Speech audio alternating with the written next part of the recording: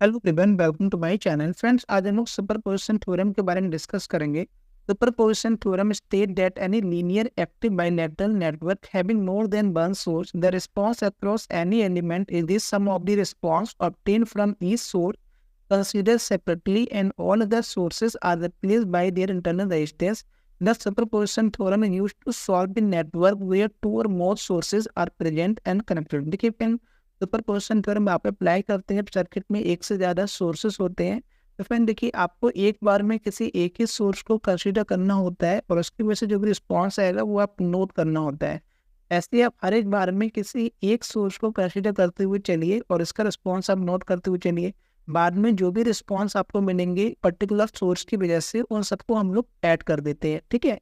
लेकिन आप ये ध्यान रखिएगा, अगर आप वोल्टेज सोर्स को कंसीडर करके चल रहे हैं तो बाकी जो सोर्सेस होंगे वो रिप्लेस हो जाएंगे उनके इंटरनल इम्पीडेंस के द्वारा। मीन्स अगर हम वोल्टेज सोर्स को कंसीडर करके चल रहे हैं तो फिर करंट सोर्स को हम लोग रिप्लेस कर देंगे ओपन सर्किट के द्वारा, और अगर आप करंट सोर्स को कंसीडर करके चल रहे हैं तो फिर वोल्टेज सोर्स को रिप्लेस कर देंगे उनके इंटरनल इम्पीडेंस के द्वारा। मीन्स उसको क्या कर देंगे, शॉर्ट कर देंगे। यहाँ पे मैंने एक डेफिनेशन और लिखी है। In other words, it can be stated if the number of voltage of current source are acting in a linear network, the resulting current in any branch is the algebraic sum of all the current that would be produced in it when each source act alone, while all the other independent sources are replaced by their internal resistance. Friend, वही मैंने आपको बताया, जब भी आप किसी एक source को लेके चल रहे हो तो बाकी जो सोर्सेस होंगे वो रिप्लेस हो जाएंगे उनके इंटरनल रेजिस्टेंस के द्वारा। देखिए फ्रेंड, ये step by step circuit solving है। आपको कैसे स्टेप बाय स्टेप चीज़ों का ध्यान रखना है। तो देखिए, सबसे पहले स्टेप नंबर में क्या करेंगे, take any one independent current और वोल्टेज सोर्स। मतलब आपको कोई भी एक इंडिपेंडेंट वोल्टेज या फिर करंट सोर्स को कंसीडर करना है, और बाकी जो भी इंडिपेंडेंट वोल्टेज सोर्स होंगे या फिर करंट सोर्स होंगे उनको हम लोग डीएक्टिवेट कर देंगे। उसके बाद हम लोग क्या करेंगे, find the current in branch of interest for the only independent source consider in step number 1। देखिए फ्रेंड, जिस भी ब्रांच में आपसे करंट की वैल्यू पूछी जाएगी तो उस ब्रांच में हम लोग करंट की वैल्यू निकालेंगे, और वो किसकी वजह से आ रही है, जो भी आपने इंडिपेंडेंट सोर्स को कंसीडर किया है। उसमें स्टेप नंबर 3 में क्या करेंगे, repeat the above step for each independent sources. Suppose करिए आपने स्टेप नंबर 1 में एक वोल्टेज सोर्स को कंसीडर किया था। अब अगर सर्किट में दूसरा वोल्टेज सोर्स भी लगा हुआ है तो फिर आपको आपकी बात दूसरा वोल्टेज सोर्स को कंसीडर करना पड़ेगा, और उसकी वजह से जो भी करंट की वैल्यू आएगी, जिसमें ब्रांच में करंट की वैल्यू पूछी जा रही है, वो आपको नोट करनी है। अपनी फॉर्म में क्या करेंगे, to find the net current across the branch interested just add all the individual current algebraically dependent upon their direction of flow through the branch. And देखिए, जब भी आप जिस भी वोल्टेज सोर्स को कंसीडर कर रहे हैं, जितने भी सोर्सेज उन सबको आप कंसीडर करके चल रहे हैं, उनकी वजह से जो भी रिस्पॉन्स आएंगे तो लास्ट में जितने भी रिस्पॉन्स आएंगे उन सबको ऐड कर देंगे। वो डिपेंड करेंगे कि जिस भी ब्रांच में करंट की डायरेक्शन पूछी गई है उसकी डायरेक्शन सेम है या नहीं है, ठीक है।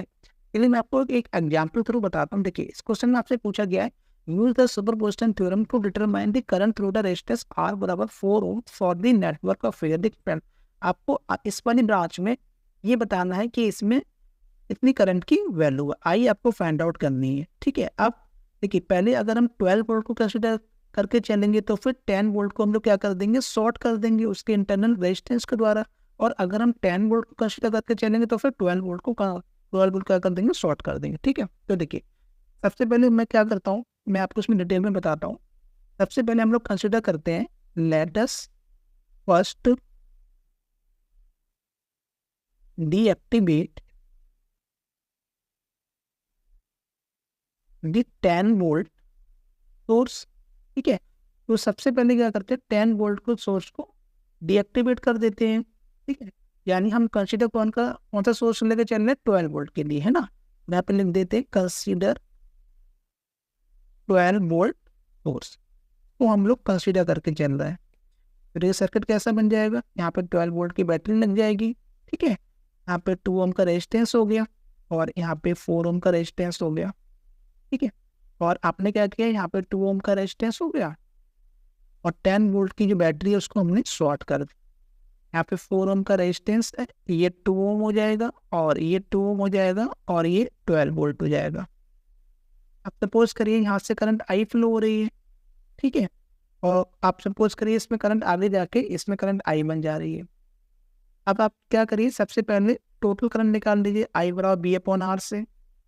तो वोल्टेज कितना है फ्रेंड, वोल्टेज है 12 और आर इक्विवेलेंट कितना हो जाएगा, यहाँ से आपको दिख रहा होगा 2 + 4 पैरेलल कितना हो जाएगा 2।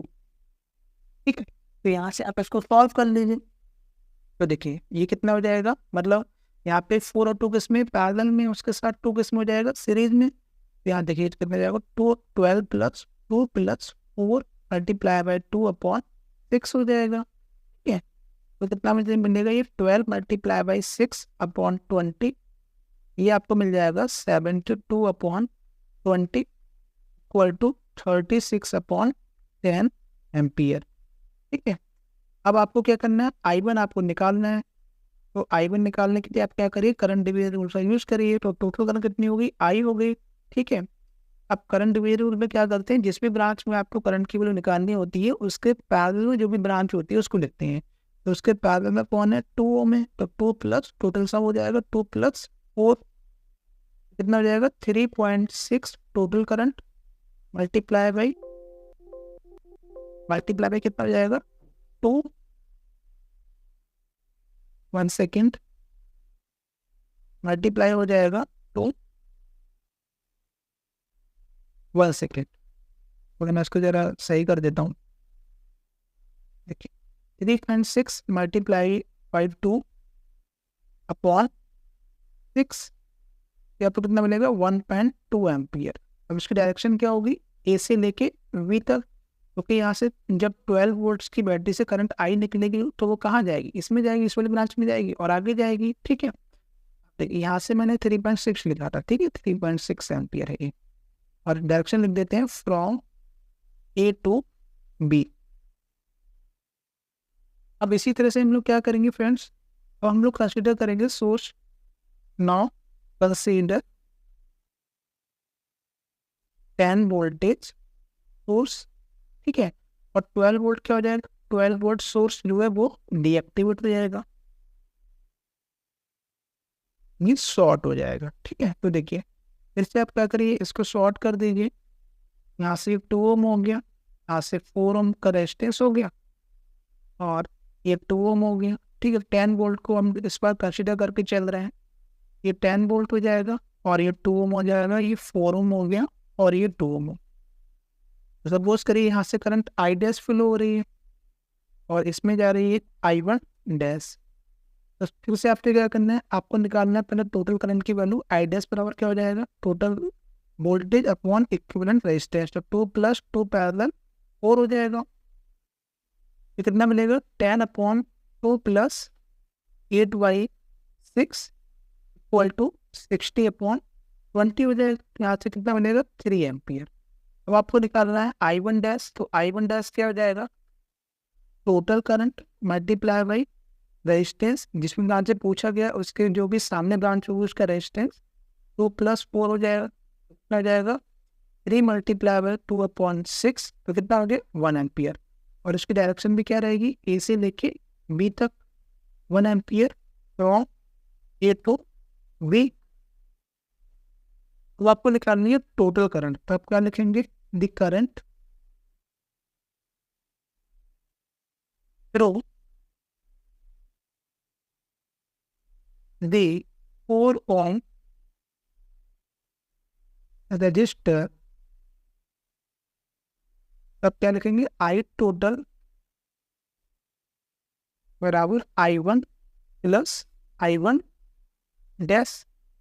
तो I1 कितना आया था 1.2 और I1 डैश कितना आया था 1 एम्पियर, तो कितना हो जाएगा 2.2। और इसकी डायरेक्शन क्या होगी, फ्रॉम ए टू बी। तो फ्रेंड आई होप आपको सुपरपोजिशन थ्योरम समझ में आई होगी। फ्रेंड मिलते हैं नेक्स्ट वीडियो में। Okay, thank you.